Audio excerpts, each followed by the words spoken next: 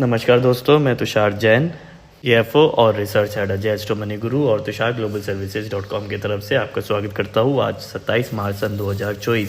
आज के इस एपिसोड में हम बात करने वाले हैं भारतीय शेयर बाजार और करेंसी मार्केट के बारे में।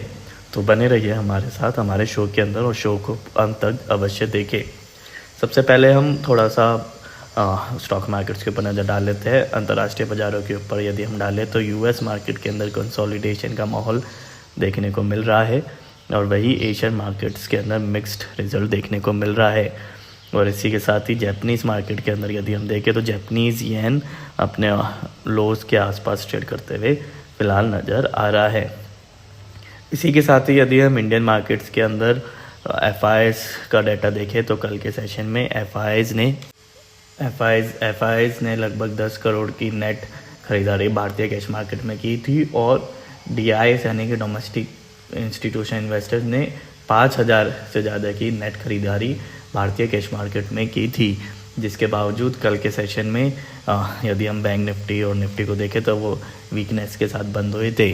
और यदि अभी तक का हम मार्च के सेशन के आंकड़े देखें तो डोमेस्टिक इंस्टीट्यूशन इन्वेस्टर्स ने 52,422 करोड़ की नेट खरीदारी कैश मार्केट के अंदर इंडियन मार्केट्स के अंदर अभी तक कर चुके हैं।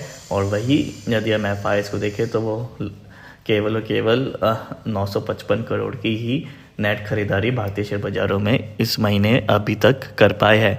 और उसके बावजूद यदि हम निफ्टी बैंक निफ्टी के आंकड़े देखें तो उसके निफ्टी बैंक निफ्टी के अंदर कोई भी बड़ा अपमूव हमें देखने को नहीं मिला है। वो ऑलमोस्ट उन्हीं लेवल्स के ऊपर फ़िलहाल ट्रेड करते हुए नज़र आ रहे हैं। तो इतनी बड़ी ख़रीदारी के बावजूद ख़ास तौर पर DIs की तरफ से कोई भी बड़ा निफ्टी के अंदर रुख देखने को मिला नहीं है। और यदि हम DIs की ख़रीदारी को कंपेयर करें तो फरवरी में लगभग 25,000 करोड़ की नेट खरीदारी थी, जनवरी में लगभग 26,000 करोड़ की नेट खरीदारी थी, दिसंबर में लगभग 13,000 करोड़ की नेट खरीदारी थी। तो उनके मुकाबले यदि हम फरवरी का भी देखें तो फरवरी से डबल की खरीदारी अभी तक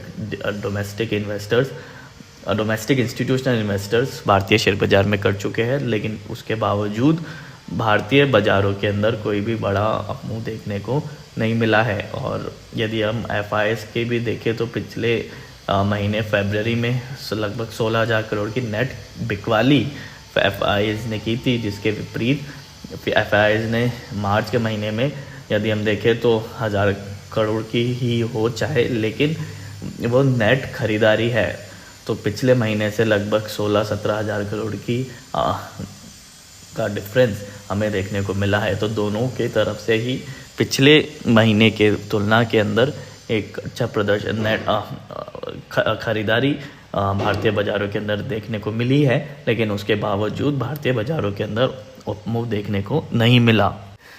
तो क्या हम ये कंक्लूजन निकाल सकते हैं कि क्योंकि इंस्टीट्यूशन इन्वेस्टर्स द्वारा ज़रूर एक भारी मात्रा के अंदर ख़रीदारी देखने को मिली है, तो हो सकता है कि रिटेल इन्वेस्टर्स द्वारा प्रॉफिट बुकिंग स्पेशली मार्च के महीने में देखने को मिली हो, क्योंकि एक कारण फाइनेंशियल ईयर एंडिंग का भी रहता है मार्च के अंदर। तो उसके चलते भी कुछ इन्वेस्टर्स अपना प्रॉफिट बुक करते हैं या फिर लॉस बुक करते हैं अपने बैलेंस शीट्स को क्लोज़ करने के लिए। और इसी के साथ ही इंडिया के अंदर मेजर इवेंट फ़िलहाल लाइंड अप है, जो कि है लोकसभा के इलेक्शन, जो कि बिल्कुल लाइंड अप है। आचार संहिता ऑलरेडी लग चुकी है, इलेक्टोरल बॉन्ड्स का डाटा पब्लिक हो चुका है और रोज़ नए नए पॉलिटिकल दाव पेच देखने को मिल रहे हैं, चाहे वो नेताओं के पार्टी चेंज करना हो या फिर नेताओं को अरेस्ट करना हो या फिर एक दूसरी पार्टी पर आरोप और प्रत्यारोप लगाना हो। पॉलिटिकल दाव पेच अभी चरम पर है और आगे आने वाले महीनों में रहने भी वाला है, क्योंकि इलेक्शंस बिल्कुल निकट है। तो ये भी एक फैक्टर हो सकता है रिटेल इन्वेस्टर्स का अपने पोर्टफोलियो के अंदर जो प्रॉफिट गिविंग स्टॉक्स थे उनके अंदर प्रॉफिट बुक करने का। अब आगे बाज़ारों के अंदर क्या गतिविधियां होने की संभावनाएं हैं, इसके बारे में हम चर्चा करेंगे। दोस्तों ध्यान दीजिएगा, इस सीरीज़ के अंदर जो बैंक निफ्टी की एक्सपायरी है, जो कि मंथली एक्सपायरी आमतौर पर थर्सडे को एक्सपायरी उसकी होती थी, अब वो मंथली एक्सपायरी भी वेंसडे को ही इस सीरीज यानी कि आज ही एक्सपायर होगी। तो उसको भी आपको ज़रूर ध्यान देना चाहिए। यदि आपको दिमाग से ये बात ध्यान नहीं है तो इसको ज़रूर आप नोट कर ले। इसी के साथ ही इस हफ्ते मंडे की अवकाश था और साथ ही फ्राइडे का भी अवकाश है, तो उस यानी कि परसों बाज़ार बंद रहेंगे गुड फ्राइडे के उपलक्ष्य में। तो इसलिए इस बात को भी आप ज़रूर ध्यान में रखें। अब आगे क्या गतिविधियाँ होने की संभावना है उसके बारे में हम आपसे चर्चा करेंगे। भारतीय शेयर बाज़ारों के अंदर क्योंकि फ्राइडे का अवकाश रहेगा, इसलिए फ़िलहाल कोई भी बड़ी शॉर्ट टर्म की पोजीशन फ़िलहाल लेके नेक्स्ट वीक में ना चले तो ही बेहतर रहेगा।